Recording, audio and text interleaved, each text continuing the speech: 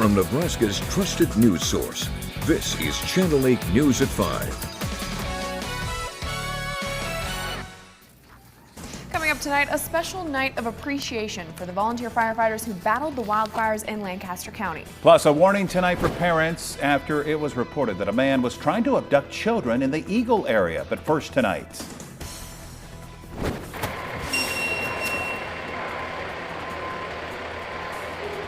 Lincoln Fire and Rescue unveil 3 new additions to their fleet. Good evening, everyone, and thank you for joining us. Today, the mayor and LFR presented 2 fire engines and an ambulance. The new equipment was funded as part of a $8.4 million CARE Act federal grant to LFR. Channel 8's Matthew Midlighter has our top story tonight.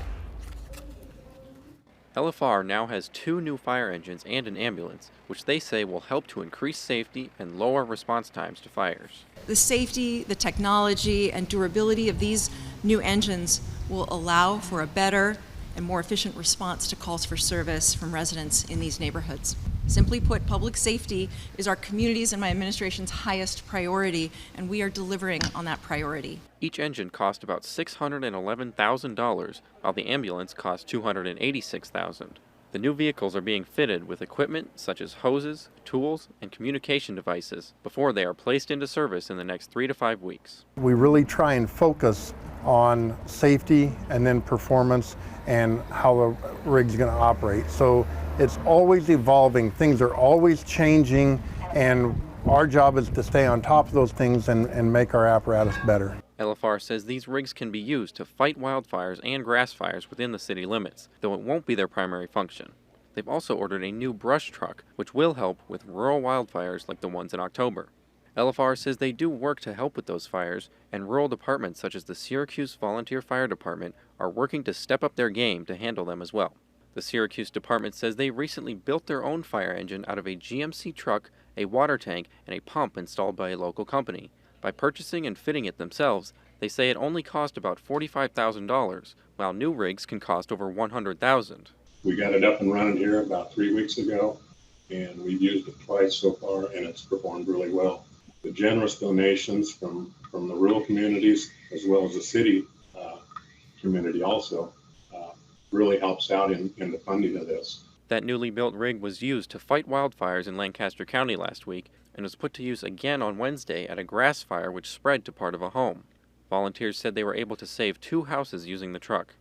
MG also says that there are 2 Lincoln firefighters who volunteer at their department to help with training, so they're more prepared to fight wildfires in the future. Reporting in Lincoln, Matthew Midlighter, Channel 8 News. And since 2019, LFR has purchased 7 new fire engines for $3.5 million to replace the older vehicles that needed frequent repairs. And on a very related topic here, a celebration dinner is being held tonight for a special group of people. And we're talking about those volunteer firefighters who did battle the wildfires a couple of weeks ago in southern Lancaster County. Channel 8's Jatine Tinsley takes us inside the event. She joins us live. Jatine. We're live inside Hallam Auditorium, where First State Bank is putting on a benefit for those volunteer firefighters who battled the blaze on October 23rd. That was a couple of Sundays ago. They've got cake, they've got food, burgers, brats, potato chips. They're really doing it up here, all in honor of those volunteer firefighters. I'm here with Tim Kalkowski, and he's going to tell us a little bit about why you guys decided to do this benefit for the wildfire volunteers. Yeah, as a community bank, I think we felt that it was very important that we support our community and offer an event where people can share and kind of wind down, because it was pretty traumatic, and I think people just want to share, you know, be thanked, say thank you. So that's basically why we did it. It's all about community and being a community. So we'll have a little bit more at 6 o'clock, where we're going to talk about the donations, $25,000 match that First State Bank is doing.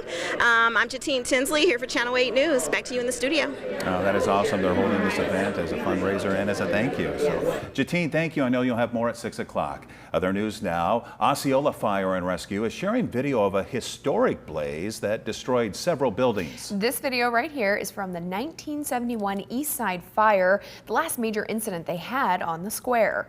The fire took out 3 buildings and caused smoke and water damage to others. Eastside Tavern, an appliance and repair shop, and 2 apartments were lost in the blaze. Back then, not everyone had gear, and the air packs had just been purchased weeks before this incident. Let's talk about your weather because some changes are happening, and for that, we always go to Chief Meteorologist Rusty Dawkins.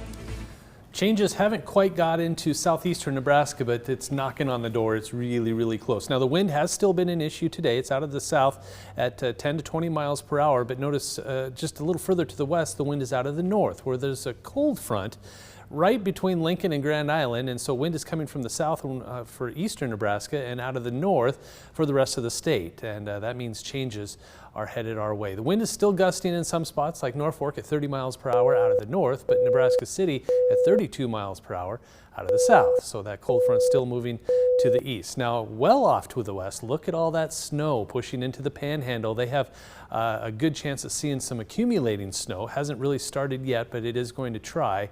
But then in Beatrice, it's a much different story. This is Schoen's Roofing cam, and that's a lot of sunshine and 73 degrees. So we have 70s on one side of the state, 74 in Nebraska City, 73 in Beatrice, 75 in Lincoln, and snow in the panhandle. So that cold front really doing a number on us, and it is making for a much colder temperature reading in many parts of the state. Hour by hour, temperatures are going to slowly drop off into the 40s by early tomorrow morning, and the chance for precipitation really starts to increase as we head through the overnight. We have a decent chance as we head especially past the midnight hour into early tomorrow morning. We have all kinds of things to talk about in coming up in weather. A chance for severe weather, a chance for snow, a chance for some at the same time across the state of Nebraska. So we'll talk more about that in a few. All right, looking forward to it. Thank you, Rusty.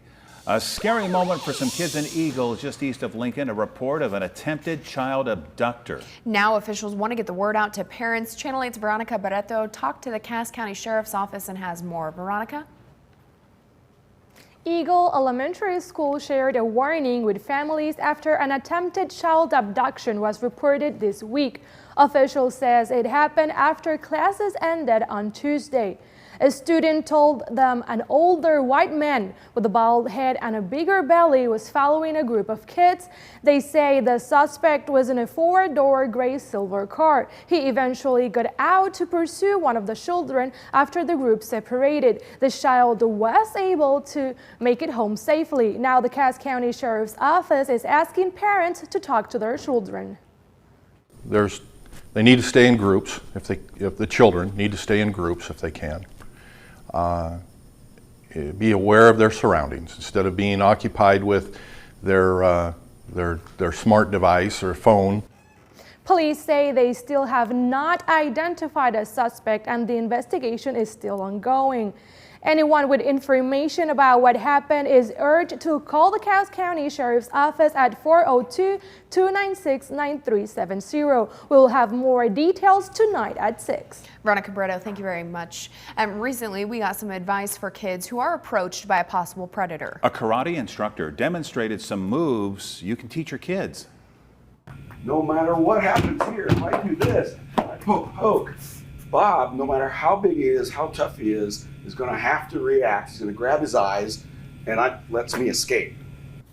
Yeah, Scott teaches kids to know and go. Know the danger and then get out as fast as possible. He says when it comes to safety, if something feels wrong, they should leave and quickly find a trusted adult. If a child can't find that trusted adult nearby, they should try to find what Scott calls another mother, which is any woman nearby with children who could protect them. An update now on a former state trooper accused of child porn in 2 Nebraska counties. Now he's in custody in Douglas County for another sex crime. Police records show 25-year-old Brandon Dolezal was booked for 2 counts of first-degree sexual assault of a child this week. Few other details are available at this time. Dolezal was fired as a Nebraska state trooper after being charged with child porn in Scotts Bluff. He has similar charges as well in Sarpy County. With only 5 days left until the midterm election, big names from both parties are hitting the campaign trails. Former President Obama speaking in Arizona on Tuesday, and former President Trump campaigning in Iowa tonight. Ivan Rodriguez reports on the top issues politicians are touching on that could have an impact on races across the country. Days away from the midterm elections, voters across the country are hearing final pitches from big-name politicians. If you've got election deniers serving as your governor, as your senator, as your secretary of state, as your attorney general, then democracy as we know it may not survive. I'm here because Stacey Abrams can never be governor of the great state of Georgia. We've got to re-elect Brian Kemp. Latest polling of likely voters shows the #1 issue for Republicans is the economy. For Democrats, the economy and abortion. Former Secretary of State Hillary Clinton, who will be campaigning in New York alongside Governor Kathy Hochul, says a midterm election is always an uphill battle for any party in power. People are worried about the cost of living. They're worried about the economy, although the Republicans have absolutely no plan to do anything about that. While in Pennsylvania campaigning for Mehmet Oz, former U.S. Ambassador to the UN, Nikki Haley, saying Democrats haven't been tough enough on crime and change is needed. You shouldn't have to worry if you're going to get carjacked going to a restaurant. But that's what's happening in Pennsylvania. And you have a chance to make this better. Haley was in Iowa this month, along with other potential GOP presidential contenders, including former President Donald Trump, who will kick off his stumping blitz of 4 rallies in 5 days. I'm Ivan Rodriguez reporting. And coming up, it sounds like something out of a movie. A man living on a college campus pretending to be a student. Yeah, we'll have this crazy story right after the break.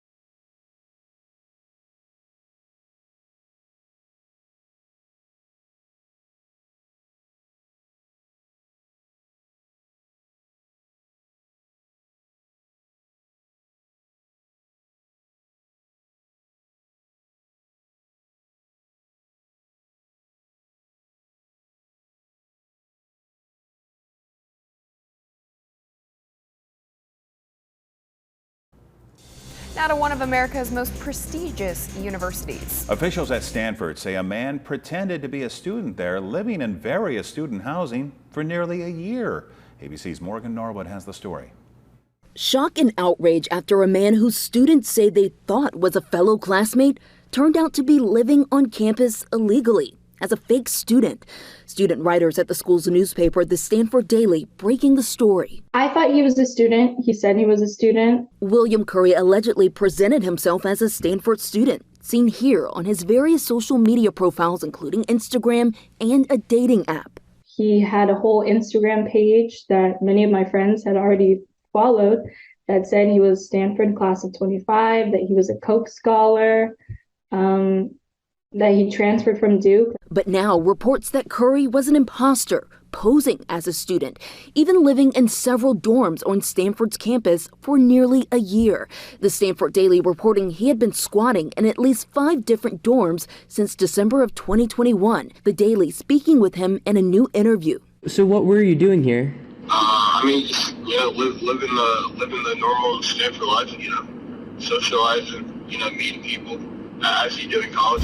Curry ultimately caught on campus last week and was served a stay-away order Thursday. Stanford telling ABC News that Curry was a repeat offender and had been cited and removed from campus last December, but kept returning. Stanford also telling us the situation points to gaps in their protocols that prevent non-students from entering and living on campus. I think a lot of people are still wondering about the unanswered questions, which is really, how did this happen and why did it happen? Stanford telling ABC News that some staff and dorms were notified about this but had no broad communication about Curry's presence, which then allowed him to move and weave throughout the campus for nearly 10 months. The Santa Clara District Attorney is reviewing this case, but no charges have been filed. I'm Morgan Norwood, ABC News, Los Angeles. Now, your Storm Alert team forecast with Chief Meteorologist Rusty Dawkins.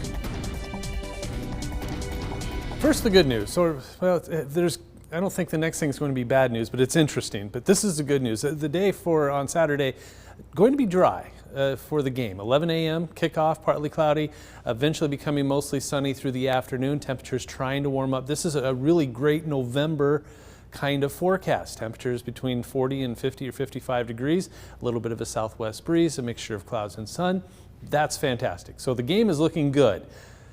But before the game, things are going to be interesting. Now, it's starting now. Outside at Aurora, the Penner Bathing Solutions cam showing the wind has switched direction. If you remember yesterday, these flags were really going that way from winds from the south. Now they're going to the north. A cold front has moved through. So now we have a north wind at anywhere from 10 to 20 miles per hour, but still out of the south and southeastern Nebraska. That cold front is about right here, going through York. Notice York, Aurora, Columbus, a north wind.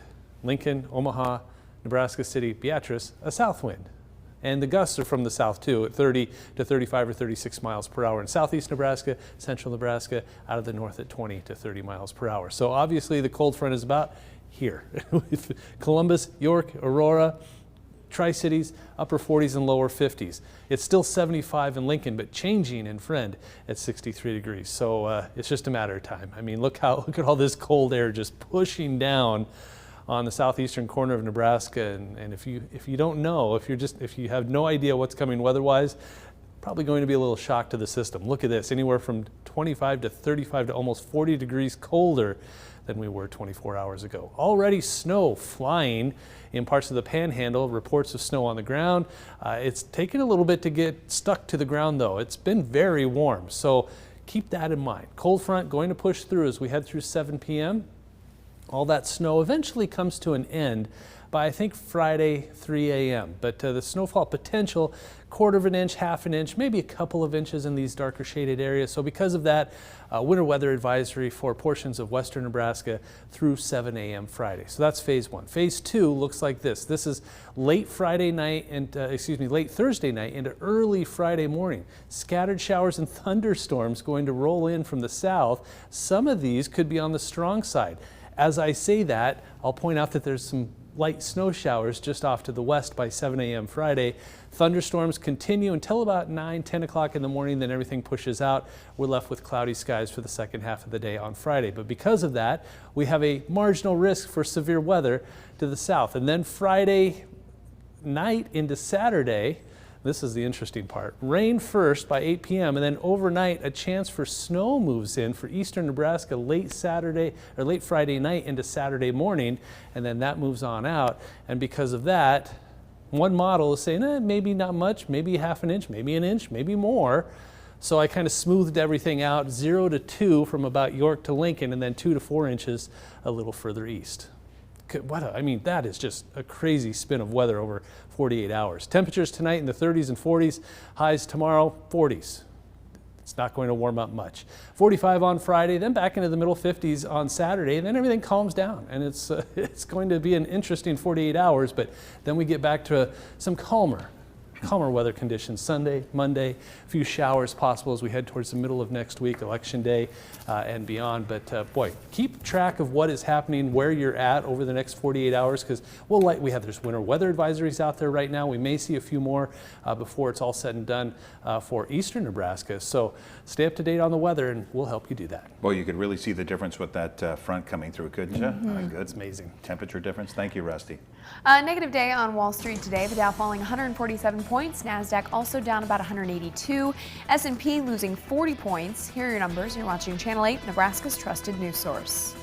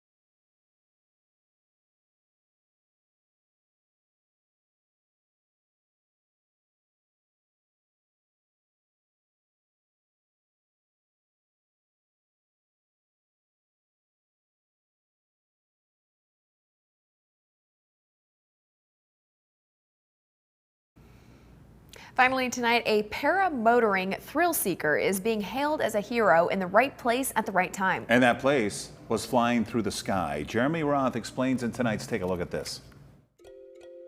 A woman is recovering after being pulled from a South Florida canal thanks to an eagle-eyed hero that literally swooped down from the skies. Cristiano Piquet was paramotoring near Miami. It's a high-flying leisure activity he says he enjoys every weekend. But this flight went from serene to surreal when he spotted something in the canal below, a woman all alone clinging to a submerged vehicle. Piquet quickly swooped down and ran to the scene. You need help? Oh my God. I fell with my car in here. Another bystander was able to pull the woman from the water while Piquet called police, who say they are now trying to figure out how exactly the woman ended up in the remote canal. And from a view of the water that was too close for comfort to a doozy of a waterside view that's been waiting for more than a century to be enjoyed. Until recently, a huge tunnel running under the majestic Niagara Falls was off limits to visitors, laying dormant 180 feet below bedrock.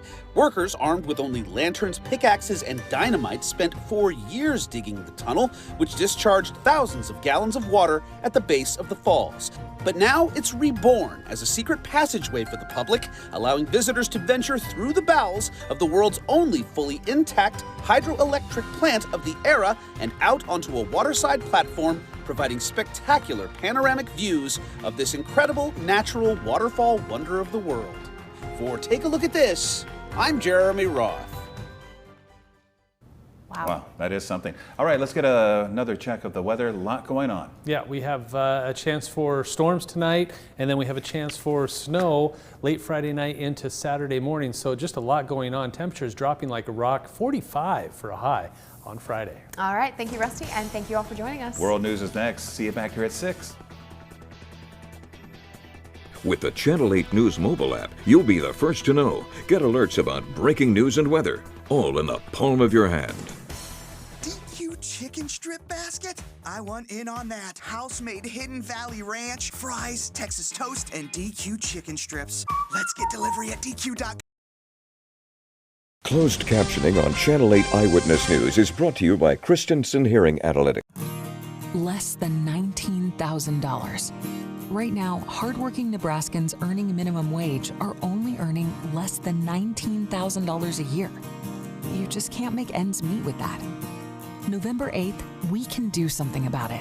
Initiative 433 will gradually raise the minimum wage so moms and dads can pay for groceries and rent. Nebraska does better when everyone can care for themselves and their loved ones. Vote for 433 to raise the wage.